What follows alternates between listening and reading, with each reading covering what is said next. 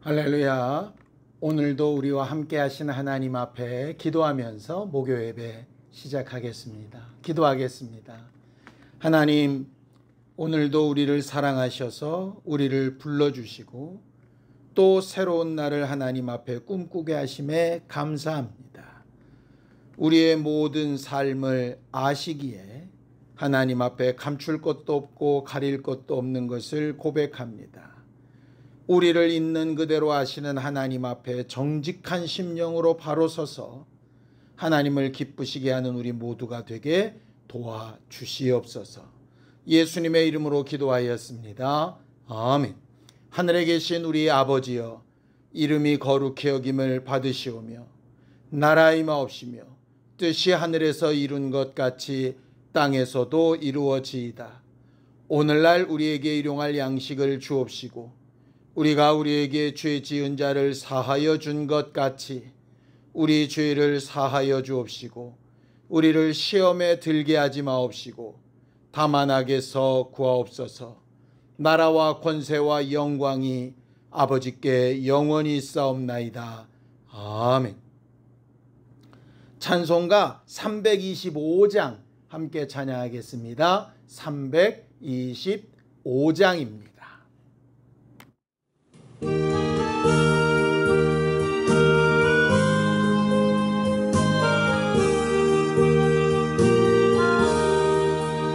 예수가 함께 계시니 시험이 오나 겁없네. 기쁨의 근원 되시는 예수를 위해 삽시다. 날마다 주를 섬기며 언제나 주를 기리고 그 사랑 안에 살면서 딴 길로 가지 맙시다. 이 세상 사는 동안에 주 이름 전파하면서 무한한 복락 주시는 예수를 위해 삽시다. 날마다 주를 섬기며 언제나 주를 기리고 그 사랑 안에 살면서 딴 길로 가지 맙시다. 이 세상 친구 없어도 예수는 나의 친구니 불의한 일을 버리고 예수를 위해 삽시다. 날마다 주를 섬기며 언제나 주를 기리고 그 사랑 안에 살면서 딴 길로 가지 맙시다. 주께서 심판하실 때 잘했다 칭찬하리니 이러한 상급 받도록 예수를 위해 삽시다. 날마다 주를 섬기며 언제나 주를 기리고 그 사랑 안에 살면서 딴 길로 가지 맙시다.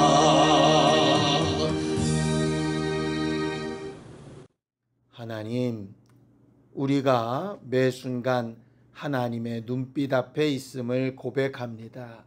오늘도 우리를 가장 잘 아시는 하나님 앞에 우리의 모든 것을 다 내어놓고 하나님 앞에 소원을 아뢰며 하나님의 원하시는 바를 듣고 우리의 삶을 바꾸어 나가기를 원하오니 성령으로 감동하시고 가르쳐 주시옵소서. 믿음으로 언금한 손길들 위에 복을 주시고 하나님이 우리에게 행하신 일을 늘 기억하는 거룩한 교회들이 되도록 복에 복을 더하여 주시옵소서. 예수님의 이름으로 기도하였습니다. 아멘. 하나님의 말씀은 잠언서 6장 12절에서 19절까지 말씀을 함께 합독하겠습니다. 잠언서 6장 12절에서 19절까지 말씀입니다. 함께 읽습니다. 시작. 불량하고 악한 자는 구부러진 말을 하고 다니며 눈짓을 하며 발로 뜻을 보이며 손가락질을 하며 그의 마음에 패역을 품으며 항상 악을 꾀하여 다툼을 일으키는 자라.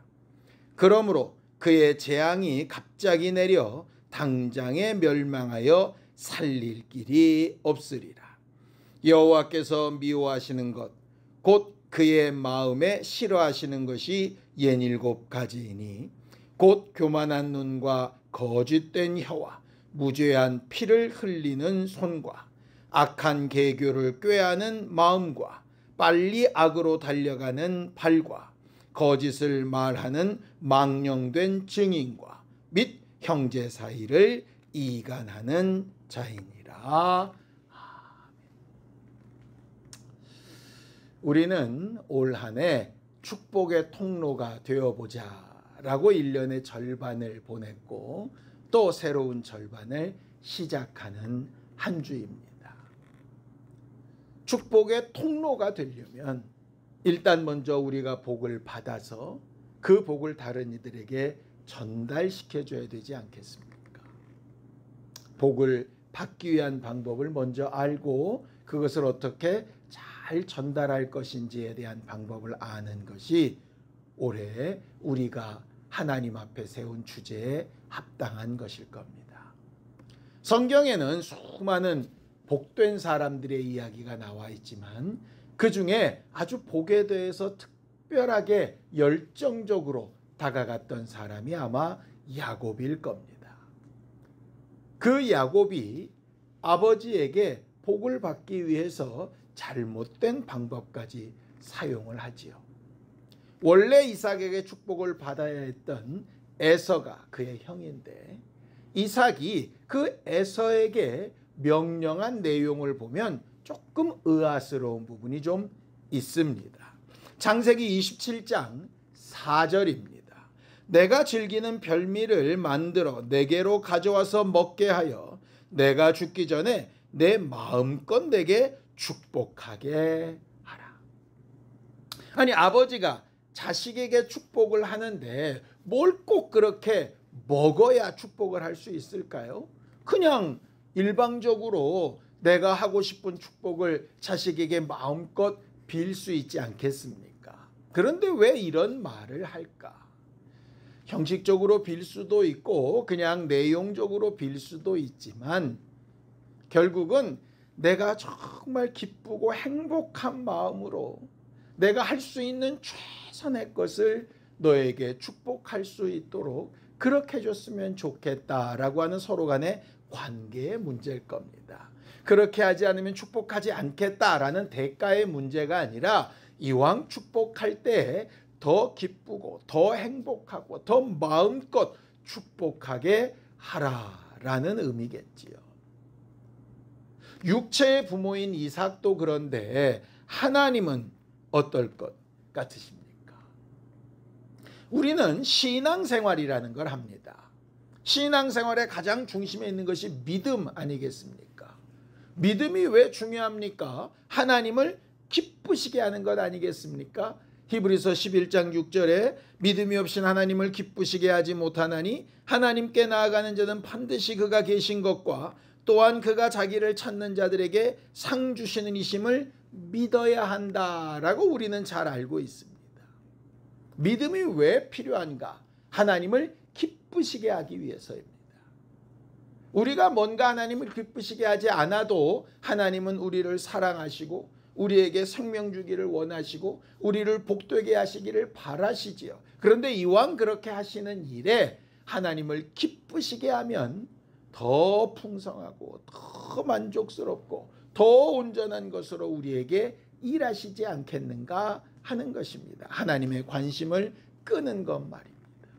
결국 신앙생활은 그 목적이 하나님을 기쁘시게 하는 데 있습니다. 내 만족이나 내 기쁨이 아니라 하나님을 기쁘시게 하는 겁니다. 하나님을 기쁘시게 한 것의 결과가 뭡니까?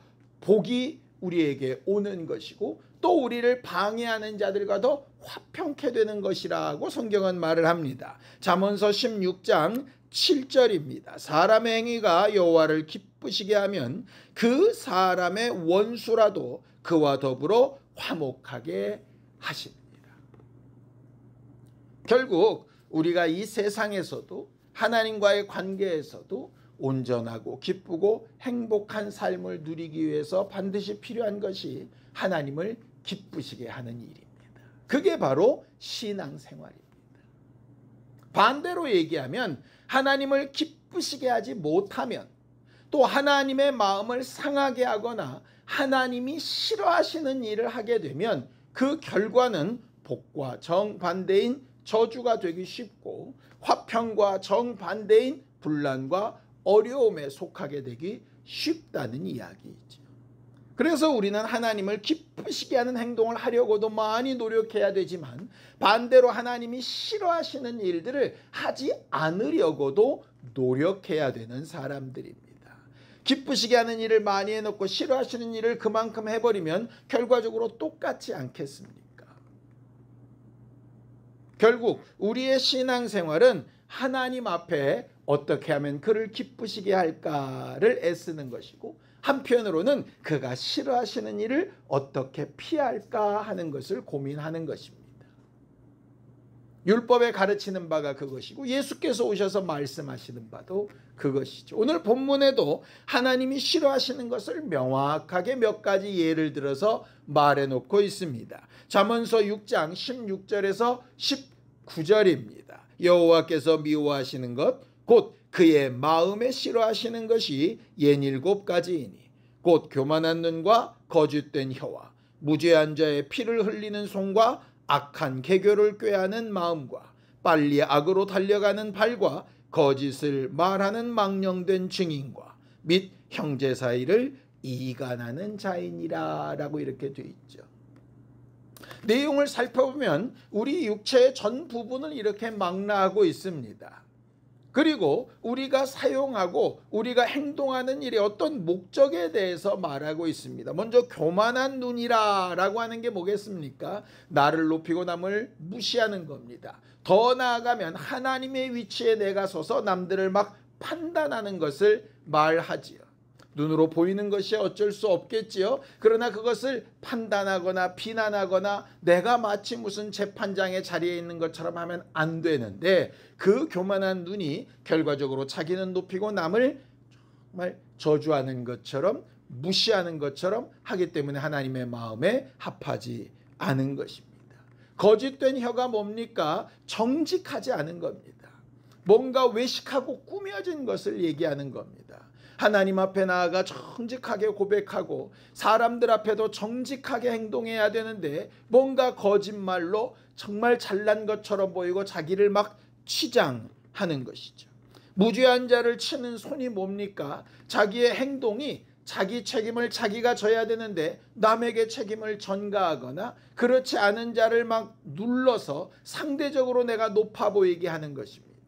세 가지가 다 동일하죠. 남을 낮추게 만들고 자기를 스스로 높이는 것, 다시 말해 교만하게 되는 것을 말합니다.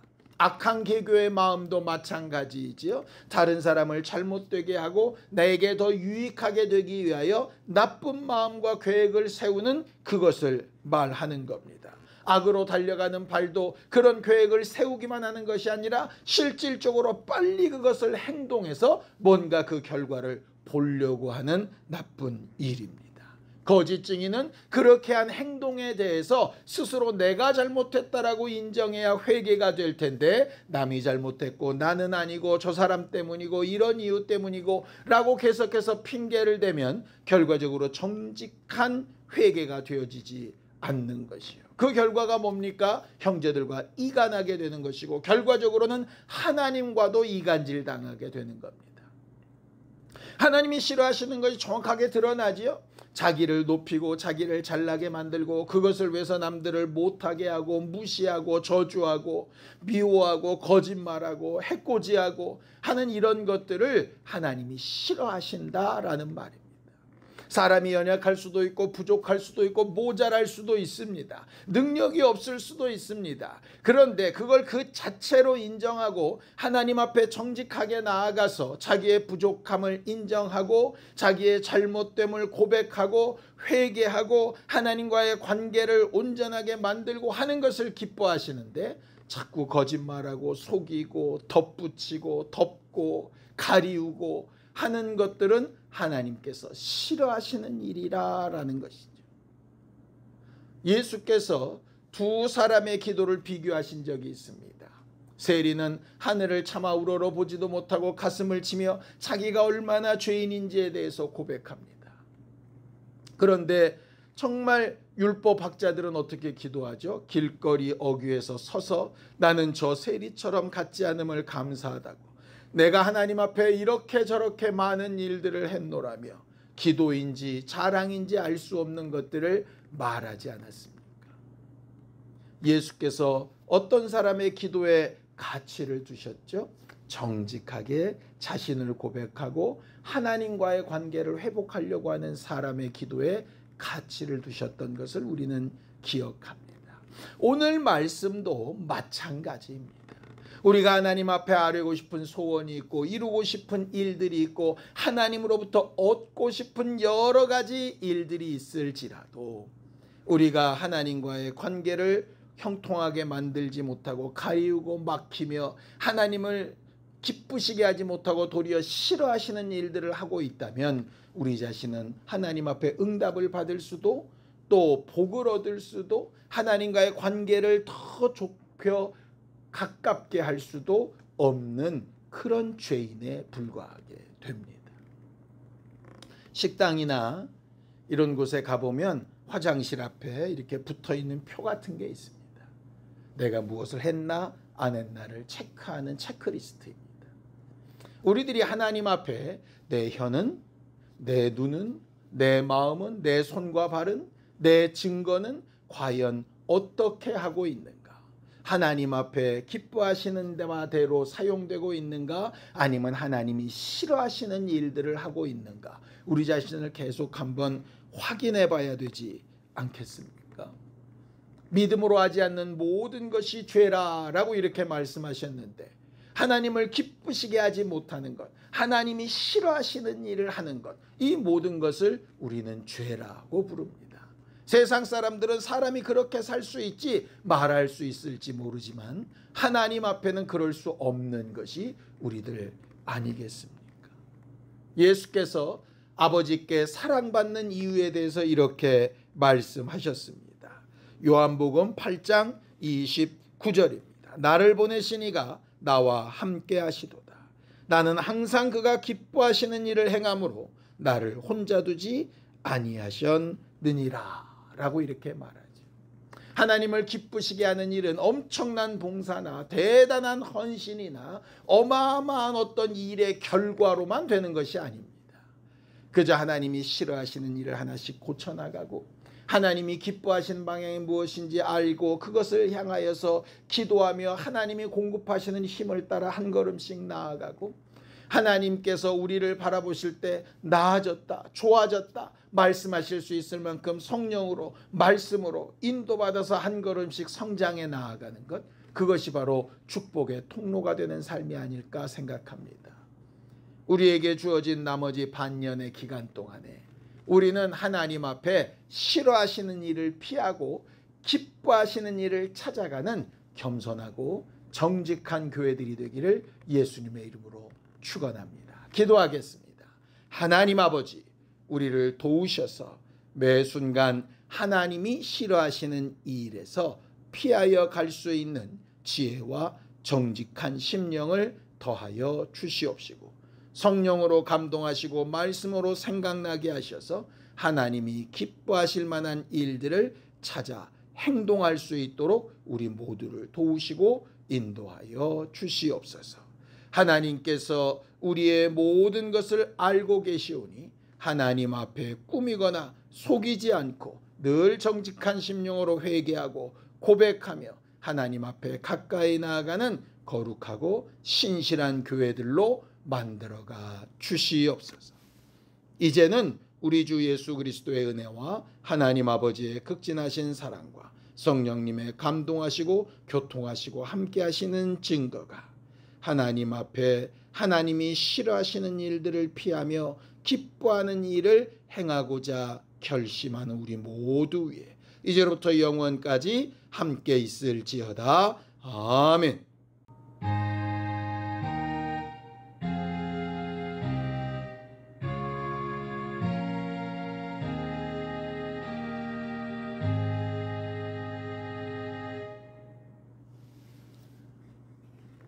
하나님이 싫어하시는 일을 잘 고쳐나가기 위해서 함께 기도하시겠습니다.